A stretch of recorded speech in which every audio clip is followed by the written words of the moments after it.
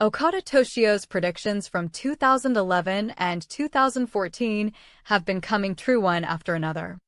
The arrival of an era where getting jobs is impossible. University graduates' employment rate falling below 50%. For out of 10 people choosing not to marry. What were once considered radical claims have become the reality of 2024. The first prediction: employment is impossible. Back in 2011, Okada already saw it coming, that even with a university degree, half would fail to find jobs. He declared that a society where more than 80% of people working normally can't reach their goals has a fundamentally broken system. The second prediction: the era of 40% never marrying. At a time when lifetime non-marriage rates for people in their 30s were approaching 35 to 40%, he argued that the value of everyone must get married was making society miserable. The third prediction: the nation's diet theory. Now that the era of right upward growth is over, he argued, both nations and individuals need to transform to live within their means. Then in 2014, at a lecture on education theory at Tokyo Gakugai University, Okada said, "The obligation in compulsory education is placed on parents, not children. It's a system born when industrial society was established, and when that society changes, the form of education must change too." Stopping the ought language and instead looking ahead to what will happen, Okada's predictions are now becoming reality. Thank you for writing all sorts of things. Today, I'd like to talk about the reasons why it's okay not to work. Or rather, the reasons why we don't have to work, and why we've ended up in a place where we feel we have to get a job. I'm not saying we should deny the value of employment, or that we should all stay as neets. My argument comes from facing the reality of what's simply impossible. For example, these days we hear a lot about marriage hunting activities, right? Personally, I think that's pretty unrealistic, because the lifetime non-marriage rate for people in their 30s, meaning the percentage who will never marry, is approaching 35% and creeping toward 40%, which means, in this era, it's not that people don't want to get married, but when 30% to 40% of people in their 30s end up not marrying, a society that says everyone must get married, or that those who don't are losers, that society breeds unhappiness. In other words, in this kind of era, the percentage of people who, for various reasons, choose not to join the workforce, those who become neets, is going to keep increasing.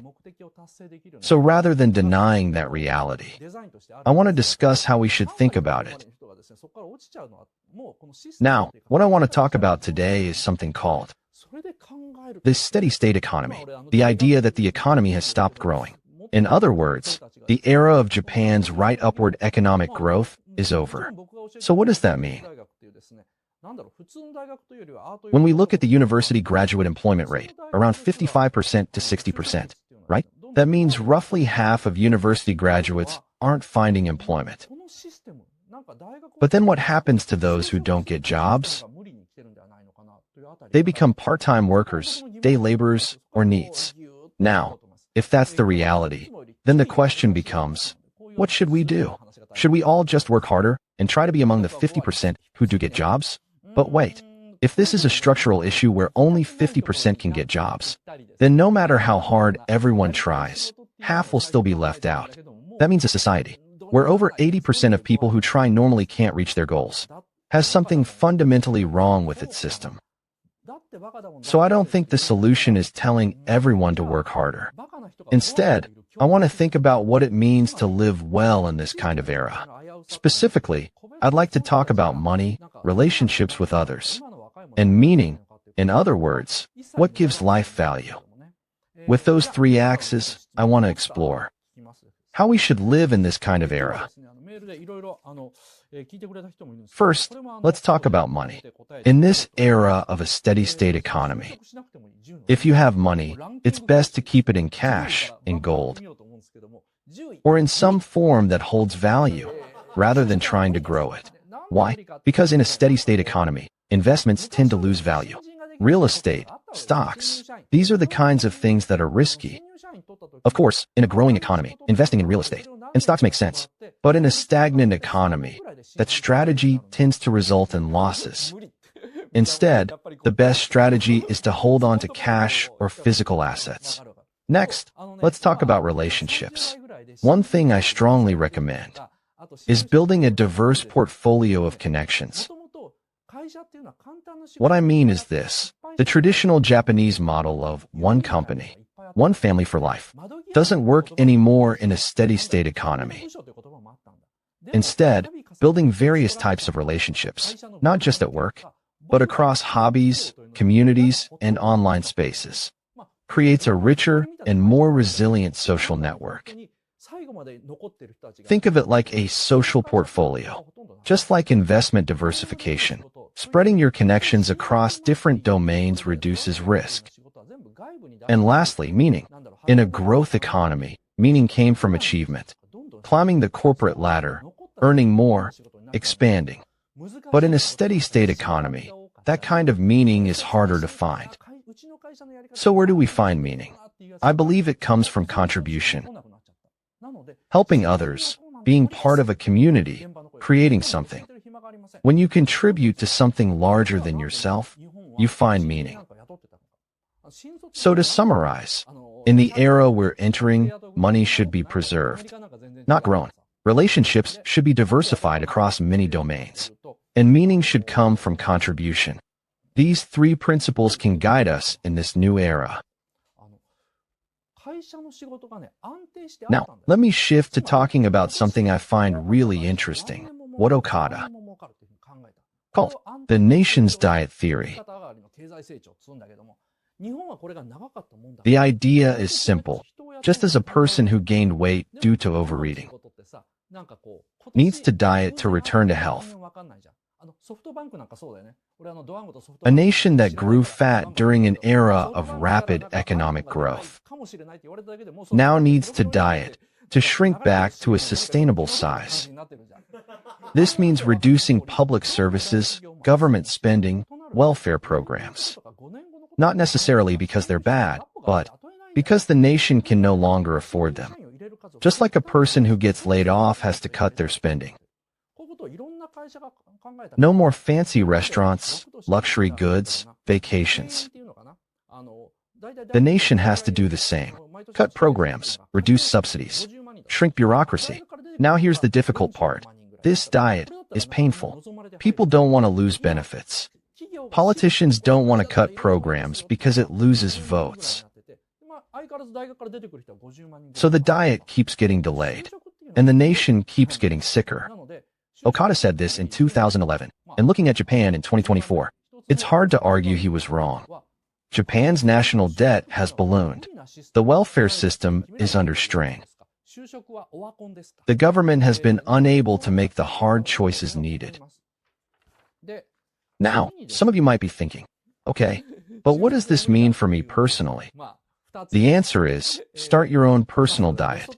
Don't wait for the government. Live within your means. Reduce dependency on institutions. Build resilience at the individual level, not the national level. Because the nation's diet will be slow and painful, but your personal diet can start today. Now I want to talk about something a bit more counterintuitive. Okada talked about the idea that the traditional model of hard work, leading to reward, is broken in a steady-state economy. In a growth economy, working hard meant moving up, better salary, better title, better life. But in a steady-state economy, the ladder has been pulled up. Working hard doesn't guarantee advancement anymore. In fact, sometimes it just means more work for the same pay. So what's the alternative? Okada argued, change your definition of success. Instead of chasing conventional success markers, salary, title, property, define success on your own terms. What makes you happy? What gives your life meaning? Build your life around those things, not around external markers. This was radical thinking in 2011. People hadn't yet fully processed that the old model was broken, but Okada saw it clearly. And today, in 2024, there's a whole movement, the FIRE movement, the minimalist movement, the anti-hustle movement, all essentially saying the same thing Okada said in 2000, live on less. Find meaning outside of work. Define success for yourself. The man was ahead of his time. Now let's talk about some of the specific predictions he made and how they've played out. First, the university employment rate. Okada predicted in 2011 that the university graduate employment rate would fall below 50%. At the time, it was around 55 to 60%. People thought, that can't happen. But by 2024, depending on how you measure it, the rate of graduates entering stable full-time employment is indeed below 50% for many groups. Okada was essentially right. Second, the marriage rate.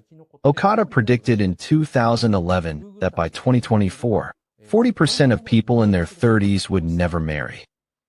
The actual figure is now around 30 to 35% and rising, very close to his prediction. You can look up the exact statistics yourself.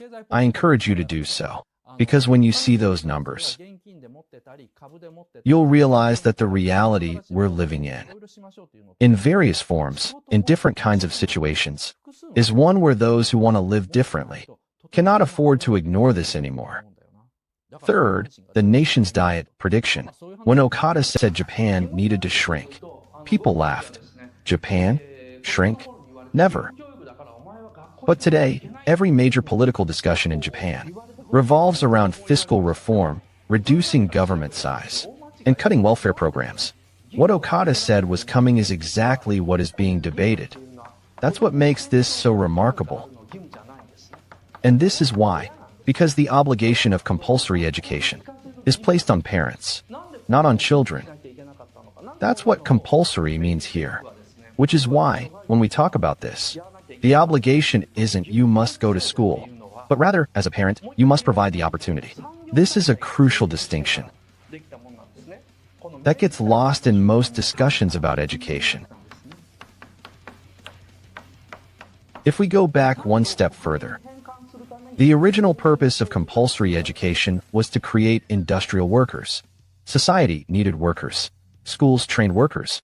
The obligation was placed on parents to send their children into that system. Now here's the key insight Okada makes. If the industrial society that created this system no longer exists, or is radically transformed, then the system itself becomes obsolete. The form of education must change to match the new reality. This is where odd language breaks down. People keep saying students ought to go to school. Parents ought to send their children. But these oughts are based on a social contract that no longer fully applies. When the foundation changes, the oughts become hollow. And this, Okada argued, is why ought-based discourse fails to change anything. You can't fix a broken system by insisting on old rules. You have to acknowledge that the ground has shifted and design new rules for the new ground. This lecture was given in 2014 at a university to future teachers, people who would go on to work in the very system Okada was critiquing. Think about that. He wasn't talking to politicians or policymakers. He was talking to people who would be in classrooms. And he was telling them, the system you're about to enter is based on assumptions that may no longer be valid. You need to know that going in.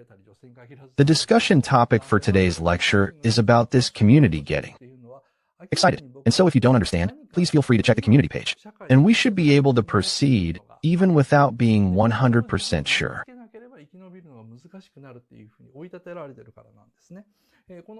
So I'd like to ask you to check the page once you're home. Now, the definition I want to talk about is going to make the discussion much more interesting.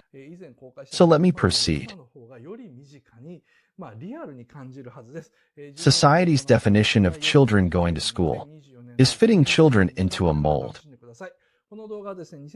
Right?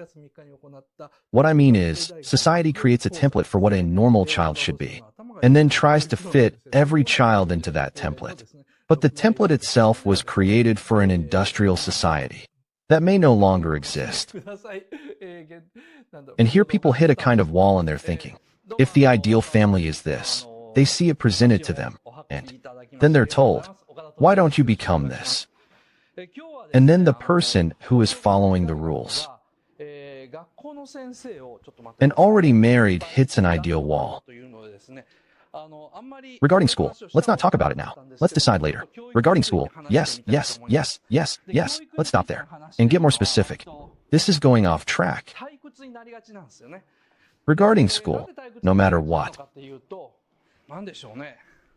When we talk about school, theoretically speaking, a theoretical discussion becomes impossible to do. So the topic group is the one associated with school, and it becomes easy to talk with that group. So in conclusion, I'd like to ask you to check whether you're interested in school or not. And if so, let's proceed with that while confirming by checking the community page. School-related things. Well, yes. Let's go to the next point.